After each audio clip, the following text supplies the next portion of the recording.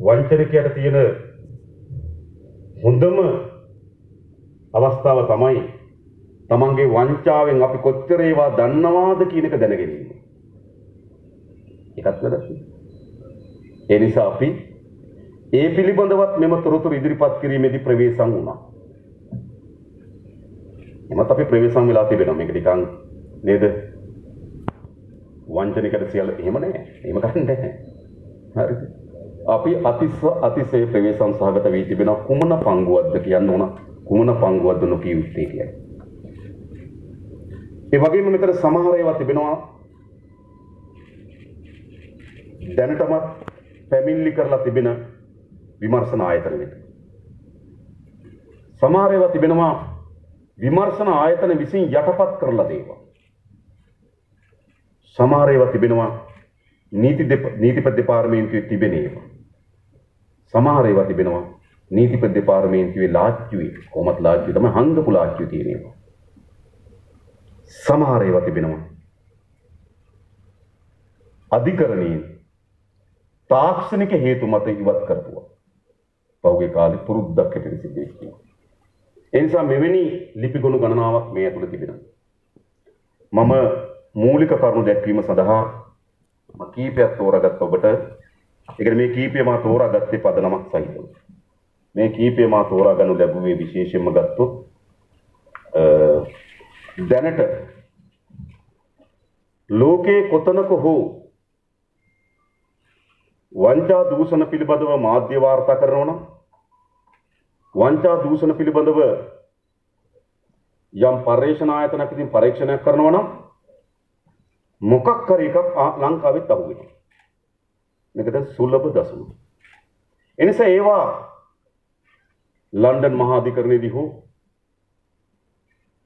එක්සත් ජනපදයේ අපරාධ පරීක්ෂණ දෙපාර්තමේන්තුවෙන් හෝ එතකොට ඕස්ට්‍රේලියාවේ මාධ්‍ය සංවිධාන විසින් හෝ පැන්ඩෝරා හෝ මෙවැනි කිසි දෙයකින් එළිදරව් වීමට පෙර අපි එළිදරව් කරලා දෙදී. හැබැයි අපි ස්තුතිවන්ත වෙනවා. අපි විසින් එළිදරව් කරන දේ ජාත්‍යන්තර වශයෙන් මේවා යලි ශක්තිමත් කොට ස්ථීර කොට තිබෙනවා. එනිසා මා පළමුව ඔබට ඉදිරිපත් කරන ඒ ෆයිල් කීපය. මොනවද? අප ළඟ තිබෙන අප පැමිණිලි දමා තිබෙන විටින් විට අපි පාර්ලිමේන්තුවේ ඉදිරිපත් කරන ලද එහෙත් කිසිදු පරීක්ෂණ ක්‍රියාවලියක් ඉදිරියට නොගිය එහෙත් ජාත්‍යන්තරයේදී විවිධ අවස්ථාවල එළිදරව් වූ කරුණු මම එකින් එක ඔබට තෝරා ගන්නම්. ආරම්භයක් ලෙස විශේෂයෙන් ගත්තොත් ඔබ දන්නවා පහුගියදා ඇමරිකන් එක්සත් ජනපදයේ නඩුවක් ගියා ලංකාවේ ඇමරිකන් එක්සත් ජනපදයේ හිටපු තානාපති ජාලි වික්‍රමසූරිය පිළිබඳව. මේ ජාලි වික්‍රමසූරිය පිළිබඳ කියපු නඩුව තමයි ලංකාව වෙනුවෙන් තානාපති කාර්යාලයක් මිලදී ගැනීමේදී ඔහු මුදල් වංචා කොට ඇති බව.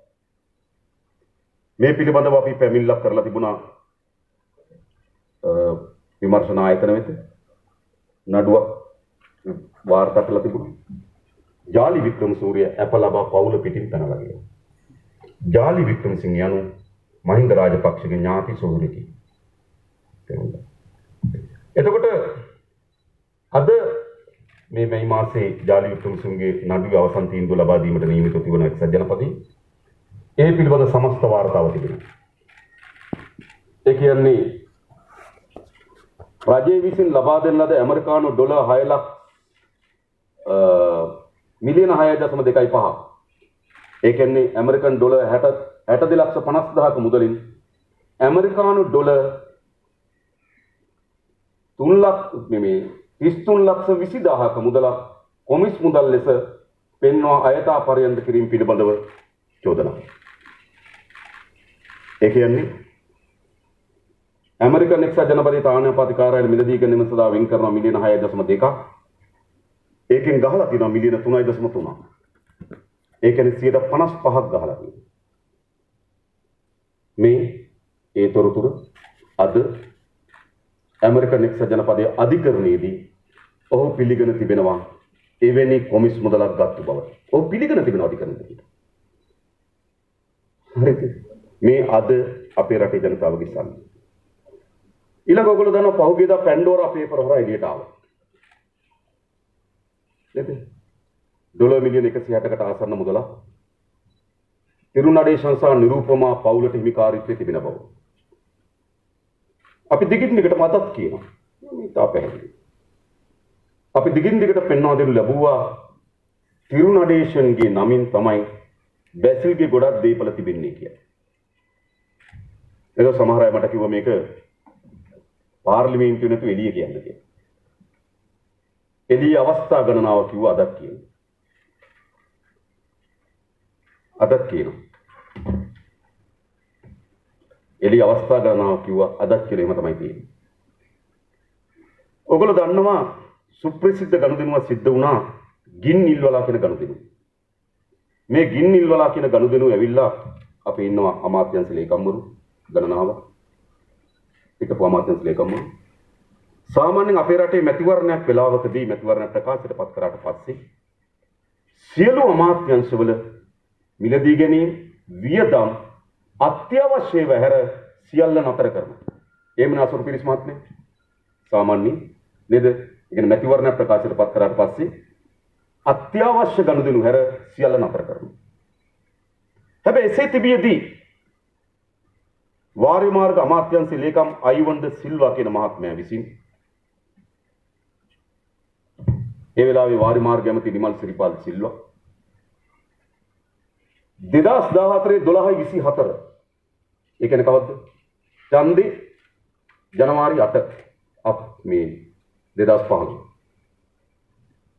මිලියන 1000ක් චීන සමාගමක් වෙත ලබා දෙනවා. 2015 ජනවාරි මාසේ 1 වෙනිදා මිලියන 2009ක් එම සමාගමට දැමත ලබා දෙනවා.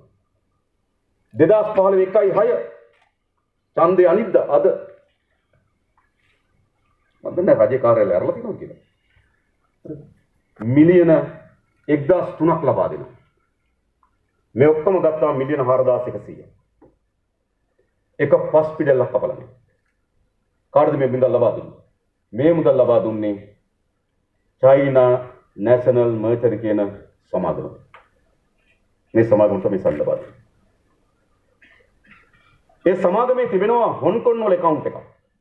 මාගාවේ account numbers මේ ෆයිල් එකේ තියෙනවා. හොන්කොන් වල තියෙන account එකෙන් මුදල් වගේක් නිදහස් කරනවා රූට් ඉන්ටර්නැෂනල් කියන සමාගමකට.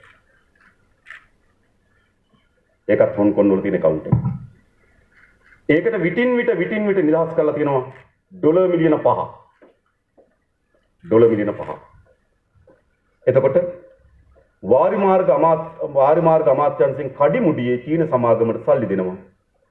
එම චීන සමාගම විටින් විට ඩොලර් මිලියන 5ක් රූට් ඉන්ටර්නැෂනල් කියන කම්පැනි එකේ account එකට වමාරු කර තිබෙනවා. ඒ කම්පැනි කාර්ය. ඒ කම්පැනි එක තිරුනඩේශන්. ඒ කම්පැනි එකෙන් මෙහි කොල්ලු පිටියේ පිහිටි ශ්‍රී ලංකාවේ බැංකුවක් වෙත සල්ලි යවනවා. ඒ ශ්‍රී ලංකාවේ තියෙන බැංකුවේ ගිණුමෙන් සල්ලි වියදම් කරලා තිබෙනවා මල්වානේ ඉඩම ගන්න. මල්වානේ ඉඩමක් ගන්නවා. ඒ ඉඩම ගන්න කොල්ලු පිටියේ බැංකු ශාඛාවේ මුදල් වියදම් කරනවා. ඒ බැංකු ශාඛාවට රූට් ඉන්ටර්නැෂනල් කියන සමාගම account එකෙන් සල්ලි එනවා තිරුනඩේශන්ගේ. ඒ සමාගමට චීන මර්චන්ට් කම්පැනිෙන් සල්ලි එනවා. චීන මර්චන්ට් කම්පැනියට වාරි මාර්ග අමාත්‍යාංශයෙන් කඩිමුඩි ඡන්දයකට උඩ තියාගෙන සල්ලි දෙනවා. මොකද මෙන්න මේ ධනය තමයි පැන්ඩෝරා වලින් එළියට එන්නේ.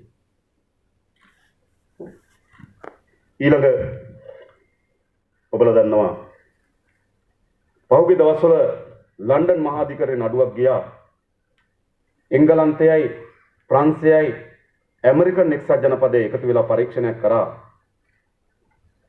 ප්‍රංශ එයාබස් සමාගම එක් එක් රටවල් වලට එයාබස් මිලදී ගැනීම සඳහා බලපෑම් කරමින් වැඩිපුර මිලදී අරගෙන තියෙනවා කියලා පරීක්ෂණයක් ගියා ජාත්‍යන්තර පරීක්ෂණයක්. ඒ ජාත්‍යන්තර පරීක්ෂණයේ ලන්ඩන් මහාධිකරණ නඩුවක් ගොනු වුණා. මේක අපි මීට පෙර අවස්ථා ගණනාවකදී කිව්වා. මට මතකයි මම එක අවස්ථාවකදී කිව්වා මේ යාබස් මිලදී ගන්න එයා ලංකා අධ්‍යක්ෂ මණ්ඩලය රැස්ුනේ. ඒ කියන්නේ අපි ප්‍රංශ බස් සමාගමේ යාබස් අරගෙන ගිවිසුමක් අත්සන් කරන්නේ. ඒ යාබස් සමාගමෙන් අපි ගිවිසුම අත්සන් කරන්නේ අත්සන් කිරීමේ එකඟතාවයේ එයා ලංකා සමාගමේ අධ්‍යක්ෂක මණ්ඩල රැස්වීම තියන්නේ ඒ තීන්දුවගත් රැස්වීම තියන්නේ චමල්ගේ නිල නිවසේ බත්තර මුල්ලේ. මොකද ඔහුගේ පුතා එම අධ්‍යක්ෂ මණ්ඩලයේ සමාජිකයෙක්. මේකේ එකඟතාවයකට එනවා සාමාන්‍යයෙන් මිලදී ගන්න මාදාව කෙනෙක් වාර්තා දෙකක්. එකක් ලන්ඩන් මහාධිකරණයේ නඩු වාර්තාව තිබෙනවා. ඊළඟ ගත්තොත් විශේෂයෙන් ගත්තොත් මේව බස් මිලදී ගැනීම සඳහා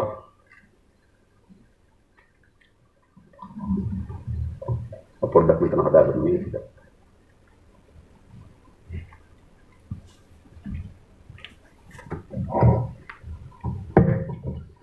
මෙම බස් මිලදී ගැනීම සඳහා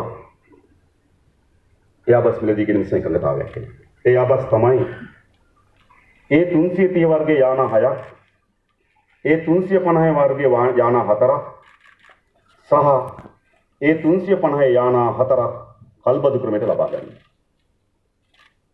එනේ ඒ 350 ගුවන් යාන 4කුත් ඒ 330 ගුවන් යාන 6කුත් ඒ 350 ගුවන් යාන 4ක් කල්බදු ක්‍රමයටත් මිලදී ගන්නවා. ඒ කියන්නේ ගුවන් යාන 14ක්. මේකේ සමස්ත මිලදී ගැනීම ඩොලර් බිලියන 2.2යි. ඩොලර් බිලියන 2.2යි මතක බලන්න. ලංකා ඉතිහාසයේම සිදු වී තිබෙන විශාලතම මිලදී ගැනීම. සාමාන්‍ය විශාලතම ඉදිකිරීම තිබුණේ හම්බන්තොට වරාය ඩොලර් බිලියන 1.3යි. ඒක තමයි ලොකුම ටෙන්ඩර්.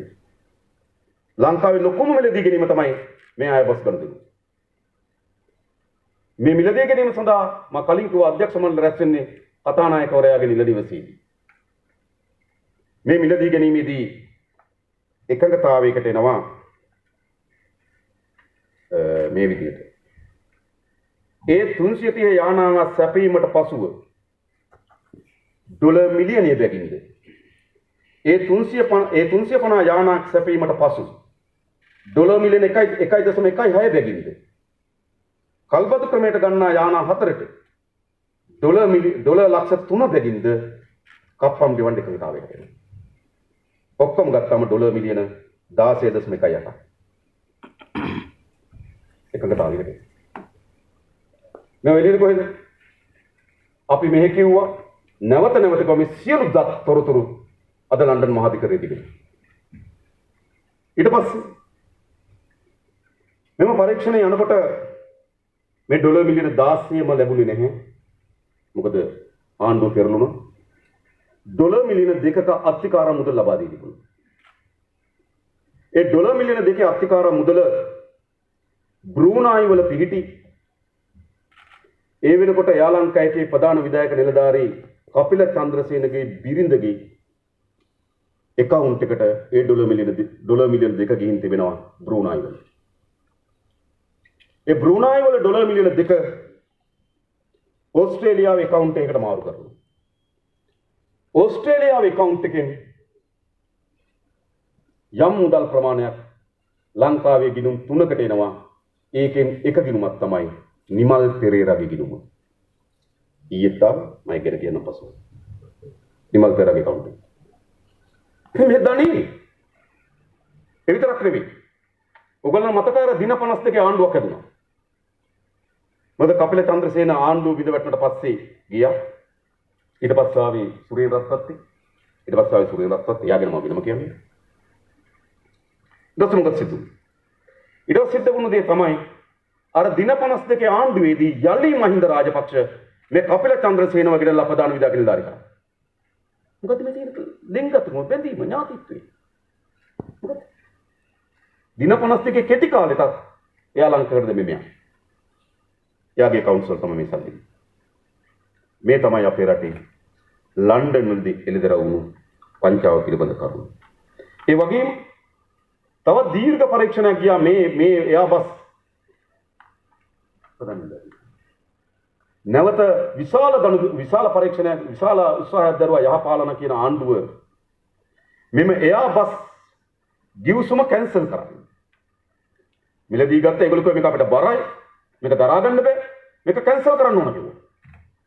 කැන්සල් කරන්න කිව්වා. කැන්සල් කිරීම සඳහා $115 මිලියන $115